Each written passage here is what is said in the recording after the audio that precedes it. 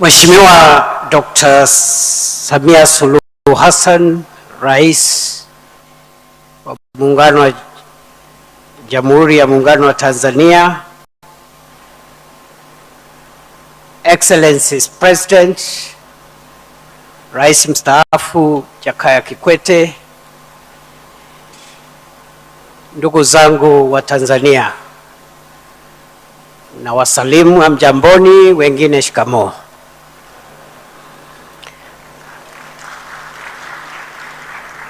Madam President, I bring you greetings from your brother and counterpart, President William Ruto of Kenya, whom I'm representing here today.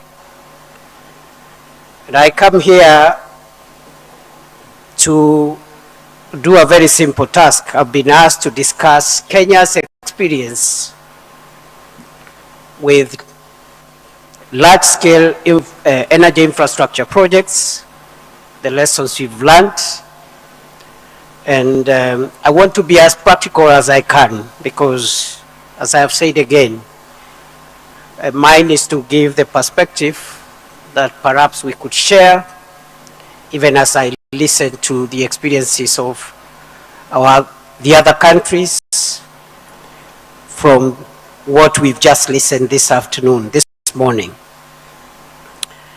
Your Excellency, energy is key to our industrialization. Also, we need reliable, affordable energy, which is also accessible to as many of our citizens as possible. We therefore need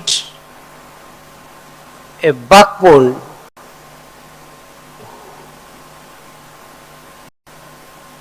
a source of energy and enough infrastructure to convey that energy to reach people's homes and to power industries. I don't want to repeat the statistics that have been given about the potential, the energy potential in our continent, including potential on natural gas.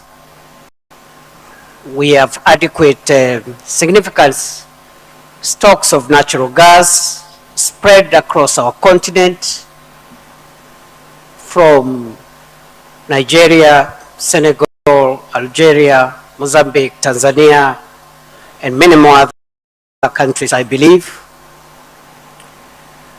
But the challenge we have is how to provide major energy infrastructure projects, which normally take a lot of time, require a lot of technical expertise, and also are costly to be able to industrialize. Many scholars and policy makers have cited the fact that Africa's arable land, mineral wealth, including natural gas, a good population,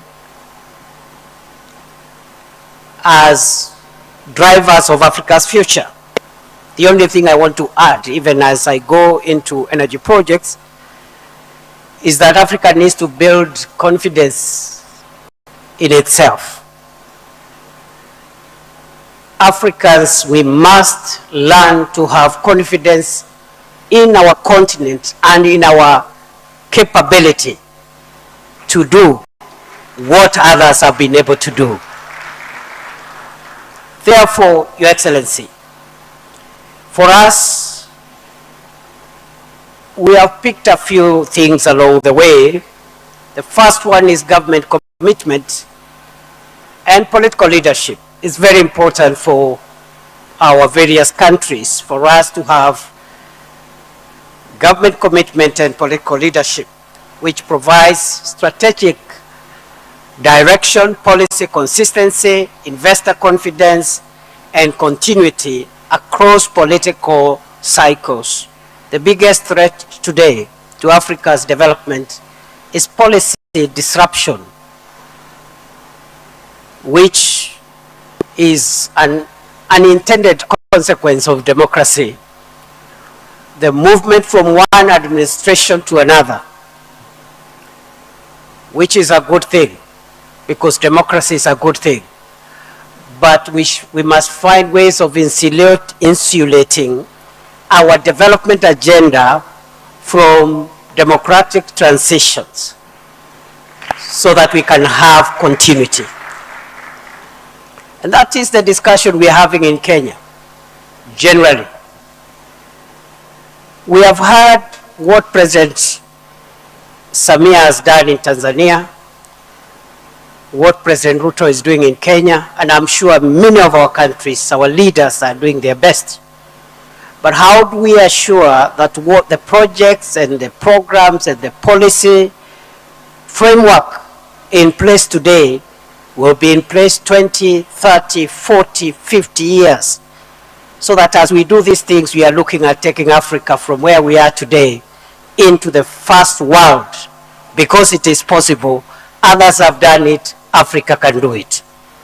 But if we are going to have disruptions every time there's an election, every time there is a succession from one administration to another, then that is going to be a big bottleneck. So consistency, continuity, and stability is a very key enabler of these wonderful objectives around infrastructure. As we build a democratic Africa, we must build a wealthy Africa at the same time. And the two outcomes are not mutually exclusive. Number two, robust policy and regulatory framework which provides predictability for investors, lenders, and developers, while ensuring environmental, technical, and consumer protection issues. That is a big lesson that we need to carry along, even as we develop these big transnational and long-term infrastructure projects, including energy projects. Number three, we need to develop technical capacity at the local level in our countries. This will reduce dependence on foreign expertise. It will lower project costs and build long-term national ownership of our projects. Number four, we need long-term integrated planning. As I have said in my opening sentence, the need for long-term integrated planning is to ensure investments are aligned to future demand, resource availability, and least cost development pathways. The next lesson that we have picked, number 6, is the need for innovative financing and risk mitigation mechanisms. The case has been made for mobilizing domestic resources, both in our countries, but also regionally. And I'm glad to see the president of the ADB group here and all the other institutions that are underwriting Africa's future in the financial and resource space. So we need to have innovative ways of mobilizing resources, both nationally and regionally, to be able to reduce investor risks, lower cost of capital, and enable implementation of capital-intensive projects. What we are doing in Kenya, we've just put in place the National Infrastructure Fund, where we are mobilizing resources from the stock market by selling off part of the stakes that government owns in government-owned entities, mobilizing and using that capital to crowd in private sector financing and bring on board financial institutions, pension funds, and everybody else, including the regional financial institutions which are represented here today. So we must think innovatively on where to get money because the traditional sources of capital and finance are changing for various reasons, which I don't want to delve into today. Number 7, and it is linked to number 6, is private sector participation, involving the private sector so that we can mobilize capital, but also technology, and create operational efficiency while reducing pressure on our public resources that we have by collecting taxes from citizens. The next lesson we have learned is around community engagement and benefit sharing. Lesson number 8. There is need to have the people of Africa move with us. It is not enough to build roads and railways and ports and harbors and gas pipelines. It's important for us to carry the people of Africa for whom we work to go with us and to reason and travel with us the journey. The need for community engagement and benefit sharing secures the social license to operate the projects that we want to do. It reduces delay. Some of the projects have been delayed because of our inability to manage the social, economic, environmental, and other issues around some of our projects. You end up with delays, you end up with court cases, litigation, conflicts, and this affects project sustainability. We have also learned about effective contract and project management to prevent cost overruns, delays, disputes, while at the same time ensuring quality project delivery. The next lesson, number 10, is environmental and social safeguards, I think, which is already I've alluded to ensure sustainability and improve access to financing, as well as protecting communities and biological diversity. We have also learned about the power of regional trade and cross-border infrastructure, which has been alluded to by some of the previous speakers. And we need to organize ourselves. In this space around LNG, for example, the pipeline from Mozambique, Tanzania, I see no reason why it should not extend to Kenya, up the coast, and it can go to the other directions as well, so that we can share not only we can share in the economies of scale and be able to leverage on our various strengths. Your Excellency, therefore, the matter before us is how can Africa build energy infrastructure, including LNG infrastructure, at a scale and pace which is commensurate with our state of development today and where we want to go tomorrow. And therefore, we have a dual responsibility of making sure that we provide access to reliable, affordable energy, while at the same time having low emissions of, in terms of environmental protection. It is therefore possible to utilize the significant resources that Africa has, including LNG resources, if we collaborate with one another. Just to give an example of the power evacuation program that we are running between Ethiopia, Kenya, and Tanzania, which has a capacity of evacuating 2,000 megawatts, but at the moment is evacuating 800 megawatts of power from Ethiopia, 700 megawatts into Kenya, 100 megawatts into Tanzania. And I think those are some of the areas which we need to work on and expand, because the capacity is there and the physical infrastructure is already in place. Tanzania has led by example in this space, but we need more infrastructural projects for gasification, regasification, power plants, and pipelines, so that we can take this matter to the next level. Your Excellency, once more, let me summarize by address in simple terms, because sometimes we complicate what we want to say with a lot of English. The future of this subject matter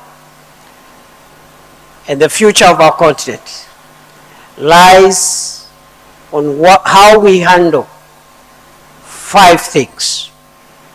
Number 1, the people. I have talked about the need for us to go along with the people. The story of Africa's development must be written together collectively. And that's why it is important that the discourse we are having around development must be sensitized to communities, to the citizens, to make sure that we are all aligned. We must, for example, let me give this example. Many African countries are struggling with the politics of identity, especially subnational identities. Luckily, Tanzania largely does not fall under that category. Kenya does. And if you look at our constitutional order in many of our countries, there is need for identity, there is need for democratic space and expression and identity. But there is also, increasingly going forward, the need for African leadership to pursue not just the politics of identity. In fact, we should overcome the politics of subnational identity and promote more the politics of interests and wealth creation. We must work towards making our people rich, wealthy, prosperous across the board, even as we build democratic entities built on our subnational identities. But that's just one example. But the point I'm saying is that we must carry the people along, young people, women, rural people, urban poor, and everyone. Number 2, technology. The mega projects that we want to do, technology is at the center. And we cannot continue relying on foreign technology or foreign sources of technology. The issue of technology transfer is central in this matrix. Number 3 is the issue of partnerships, especially between the public and private sector, to provide resources, not just financial resources, but also blend the human resources from public and private sector to give us the outcomes we require. Number 4, it is governance. Governance. I think part of it has been spoken to. This area about energy, resources, and natural resources require better governance so that we can be able to attract investments, build the confidence of investors, and secure the wealth of our people. Finally, it is the issue of political stability. We can build the best roads, the best airports, the best railways, the best seaports, but without long-term political stability, all that can be washed away. And therefore, we need to invest in strategic security, not just for our countries, but for our region as a whole. Because any instability anywhere in Africa is instability in our own countries. We have seen how the 1980s, 90s have looked like. And with the developing geopolitical changes, we must be able to invest in long-term political stability and strategic security for our countries, for our region, so that we can underwrite the future of our continent, because all these infrastructure projects, if our continent, our countries are not secure, can be washed away overnight. Thank you. and it's a pleasure for me to address you. Thank you very much. Thank you very much, Your Excellency, and thank you for the nuggets of wisdom that you've shared. We really appreciate it. Thank you so much. Your Excellency, ladies and gentlemen, one of the defining features of the Infra for Africa Forum is that apart from the conversations that move or unlock funding into infrastructure, it's also a platform for action. We have signings that we are going to do that are actually coming out of some of the things that we've already spoken about, including gas. And I'm also proud to say that, Your Excellency, 3 out of those 5 are related to Tanzania. So we are going to start with the very first signing, which is between Africa 50 and the Tanzania Ministry of Health. And this is an agreement for the expansion of access to dialysis and renal care across Tanzania. Please help me to welcome here Dr. Grace Magemba.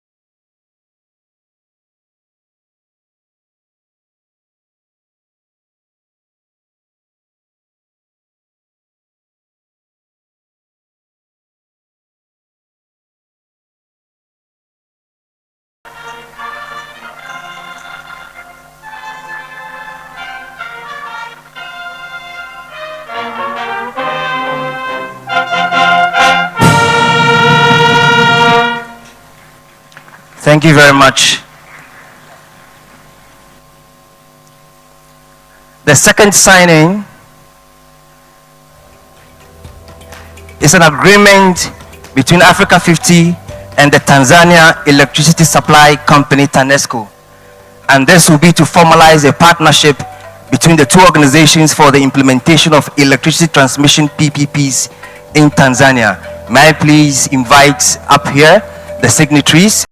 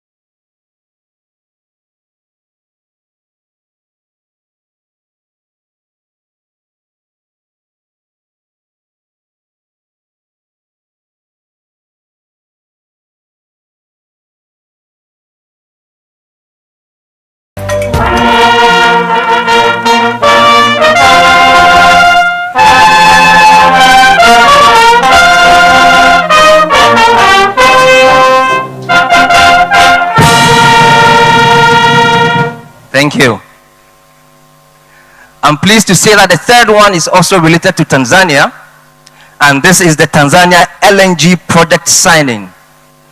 Today, Africa 50, Tanzania Petroleum Development Corporation and Taka Arabia are signing this agreement to develop a pilot project that will supply Tanzania's natural gas to industries across the country. You've heard a lot about gas today and how it's so important to unlock industrialization in Africa.